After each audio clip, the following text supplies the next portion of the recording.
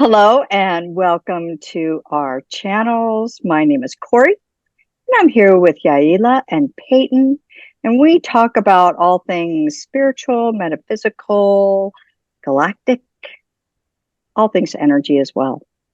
So today what we're going to talk about is what's the best advice that you've gotten from your spirit guides? And because we love to hear what the Pleiades always say, let's start with Peyton. This is such a great topic. I can't believe we have never thought to do this before.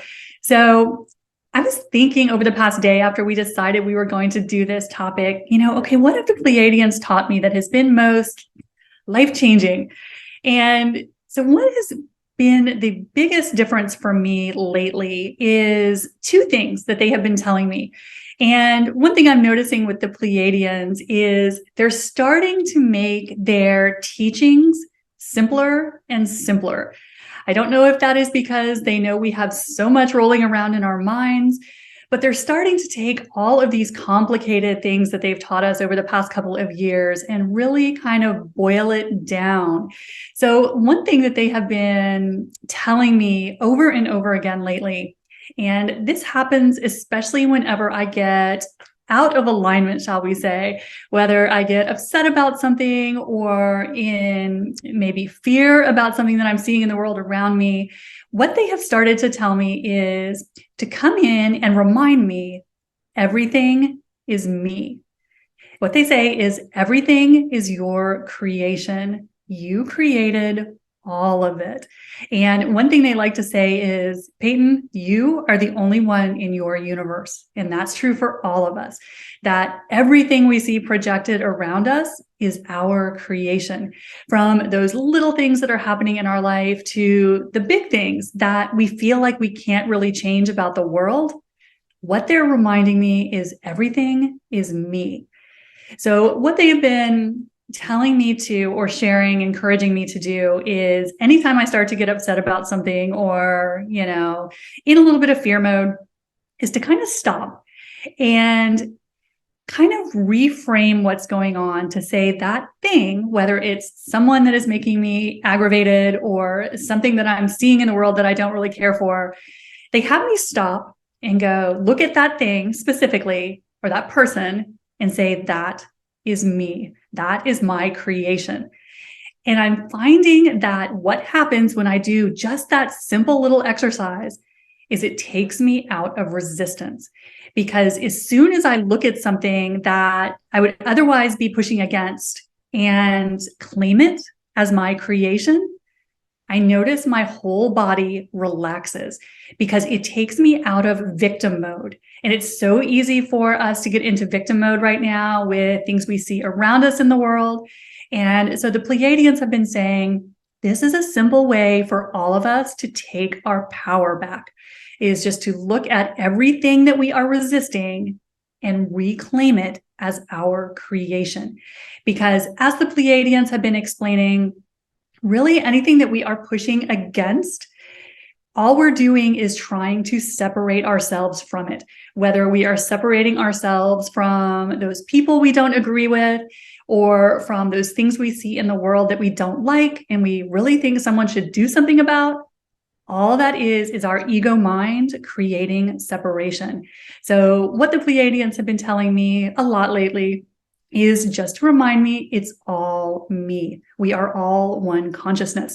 And so what that does when we reclaim anything we are pushing against as just our creation or part of ourselves is we drop the separation. We get out of the ego mind and we can neutralize our resistance to that thing. And so I have found that this simple little trick has really helped me snap out of it whenever I am getting into resistance lately.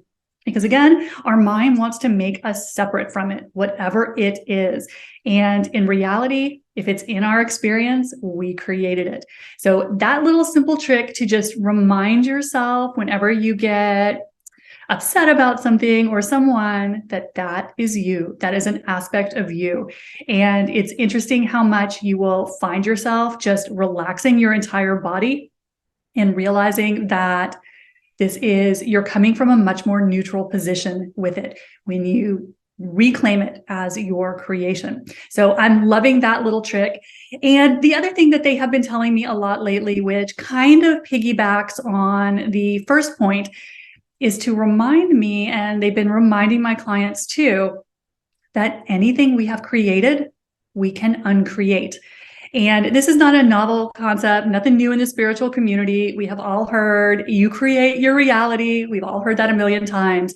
But what they're reminding us is we created everything we are aware of, from the small things that we think about manifesting, like things in our life, to the world structures, this whole 3D game. They're like, you guys created it all. So everything that we are seeing in the world that has manifested, if we are aware of it, it is just our creation. And they said, anything you have created, from the smallest thing, smallest detail, to the biggest world structure, you can uncreate. And again, that really helps us get out of that victim mode that it's so easy to get in these days when we look especially at the world around us and things that have been going on. Remember, if you are creating it, if you have created it, you can uncreate it. So they remind us the way to do that is to remove the energy that we have put into it, integrate that energy, and then use that new clean energy to create what we want. So those two little points have been really helping me get out of resistance lately. So those are two of the things that I have picked out of all of the amazing things the Pleiadians have shared with me that I'm finding really helpful in these past couple of months. So how about you, Yaila? What's the best thing your guides have taught you lately? I love the advice that you pulled from the Pleiades. And I actually I have a similar one that I pulled from my guides. So when I was trying to think back about what I've learned from my guides, because I feel like I've learned so much from the different guides that I work with, starting off in the clairvoyant program. One of the guides that we were given was a healing master. And so I learned a lot about actually how to change the energy, transmute the energy, move certain energies out of my space. Energies also being beliefs or just places where it just felt stuck or painful or tight in my actual physical body. So from my healing master, I really learned how to let some of those energies go and how to shift them out of my space and other people's space. So that's kind of when I was really thankful looking back as far as what my guides have taught me. As far as my other guides that I work with that aren't necessarily on a healing journey for anybody other than just me, I had a request from my guides. Request to my guides, I should say. I wanted to know the truth because I found myself in places of seeing the good in people, seeing the potential in people, but how things were showing up in the reality around me were just different than kind of who I knew them at their core to be. And so I asked to be shown the truth and, segue that now into the future, where I find the guides were very similar to what you shared, Peyton, as far as like everything is you. My guides show me that when I have situations pop up with people or just places, other situations, it's really me. They're showing me where I have some type of limiting belief or old wound where I created a story based off of my worth in a situation. And so, for example, when I have a conflict with someone and I'm mad about something going on, it's usually because it stems from somewhere in an old story that I created a long time ago, usually from my childhood, because you're a little kid trying to understand the world and you have kind of a limited connection to this world, right? We have our remembrance as a kid from the all that is and full potential, and so then we come into the 3D world and it was kind of you kind of forget basically on your potentials and the real truth. And so when I asked my guides, and what they show me all the time now is the truth of the situation. And it's very helpful I just did a retreat back in Panama, and one of the workshops that I walked people through was an exercise on connection, where they just had to look at each other's eyes for 30 seconds. And you could probably cut the tension in the room with a knife, because it stirred up so much just in the talking about doing that exercise for everyone, that they really didn't want to do it. There was a lot of resistance. And when I asked to be shown, what's this all about? It wasn't that they didn't want to see other people. It was being in a vulnerable place of having others see them. So I was able to kind of connect the exercise to the individual person. And so when my guides show me the truth, like the underlying beliefs or the underlying story that people have, it just helps me learn so much more compassion, not just for other people, but it's also shown me my underlying story too, my underlying belief, where I can have a lot more compassion for myself. So, it's really interesting when you request from your guides something like that, to be shown that. The big work is actually listening to it, because they'll show you, but it may not, you have to kind of work through your interpretation of what you used to believe about, everybody else is, you can't trust anybody, or, there's all these things that pop up. And so when you start to recognize that it's really stemming from you, and your belief of the world around you is going to keep showing up in your space to show you this is your belief. And then you have a choice, once you know it, you can't unknow it. You can start to change it. And I think that's kind of where it's progressed in my journey now, as far as, okay, well, what's showing up is actually based around beliefs that I have about myself. And then I think the last lesson, I should say, I learned from my guides and continue to learn, is actually just how to view things through a lens of love. So it piggybacks on the last, seeing the truth, but then you're also able just to see with a lens of love people's pain points, your own pain points. And when I ask for higher guidance, when I'm giving energy readings or healings for people, and I'm not even sure, sometimes people are like, okay, this, and all these things, and and then, I don't know what to do with all of this. And it's like 5 different categories, and so as a person, I don't know where to start with that. So I just ask my guides, okay, where do I start with this person? And it's usually starting with the lens of love, meaning looking at where the person's coming from, looking at what challenge is going on, and then helping them pinpoint the belief on what they have around that. So my guides teach me every single day how to see the real truth, right? Truth with the capital T. No matter what's going on, you can look to the core of something. And then they teach me how to look at it through a lens of love.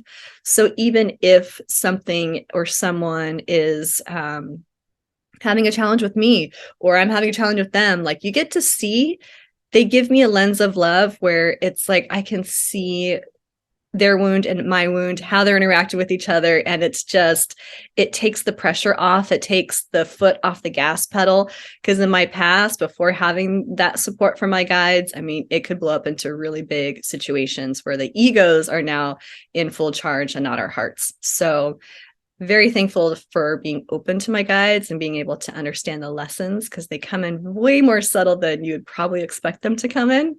But that's what I've learned from my guides. How about you, Corey? You're so awesome, ladies. Just love it. And Peyton, when you were saying, it's me, Pleiades saying, it's me. The first thing that pops into my head, well, if you spot it, you got it. Darn it. It's the truth. So, spirit guides, for me, spirit guides, it took me a while to really realize who or what the messages from my guides, who they were, and what their voice sounded like. And hindsight is always 20/20. So I've realized that, have you ever just gotten this random thought in your head? You go, oh, that's interesting. Okay. But then it becomes kind of this like theme in your life. That's a sign. It's messages from your guides. And that's actually how it started for me. So one of the things that my spirit guides taught me is that, and I'll never forget it. I know also too that when I have these thoughts where I'm like, wait a second, where did I hear that from? Where did I hear that from? And then I hear my guides go, hello, hello. My guides have a wicked sense of humor. So one of the things that uh, the advice that they have given me is there will come a day, and I remember hearing it very clearly. There will come a day where you will not be able to trust what you see or what you hear, but it is your intuition that is going to get you through the days ahead. Oh, that's interesting. Oh, okay. And I find that when I get messages, that when I'm out in the world or having experiences, that those words come back. And I go, oh, that's right. That's the advice that was given to me. Another advice that I got from my, really good advice I got from my spirit guides is love is all that matters. It's like, And it came at a time when I was frustrated. I had some frustration in my life. And I remember hearing myself saying, what is wrong with people? Why can't people just love each other? All I understand is love. Like, that's all I do is love. Like, what is wrong with people? And again, it was turned back to me. And my guide said, love is all that matters. What you do, what you're doing is all that matters. That happens to be love. And I was like, okay, all right. And then another advice that I got from my spirit guides, which coincides with yours, Yaela, is the truth. My whole life, I saw people's higher self or the best sides of them, and I would treat people as their souls were, because I was looking straight to their souls. Did I know this? No. But I started to need to know what the truth was, because I really didn't want to see people in what I perceived at that time in a bad light. Because naturally, yes, I did see people, the best of people. But it got me in trouble. And it was confusing. So I too asked my guides, I need you to show me what the truth is. And still to this day, I always ask, what is the truth? What the truth, and what is the divine truth of all that the situation I'm in or all that there is at any given moment? And I have found that has been amazing. It really has. And even though at times when they come with that message and show me what the truth is, I know that I could tell them, I don't like that. And they said, I know, but it's okay. And that is a consistent message that I get from my guides. It's okay. Everything is okay. And that's been going on for years, where, situations blow up or, things speed up in the world. I'm like, oh my God, okay, it's okay. Everything is okay. Suddenly I just get really calm. I hear that often. So I love my guides, and I love how they can pop in a situation and I always say they're words of wisdom. For me, they just pop in with these words of wisdom. And they repeat, and it's never just a one and done, I find. You know, if they say something, their words of wisdom, their advice, I now know that it's probably going to be a theme for a little while.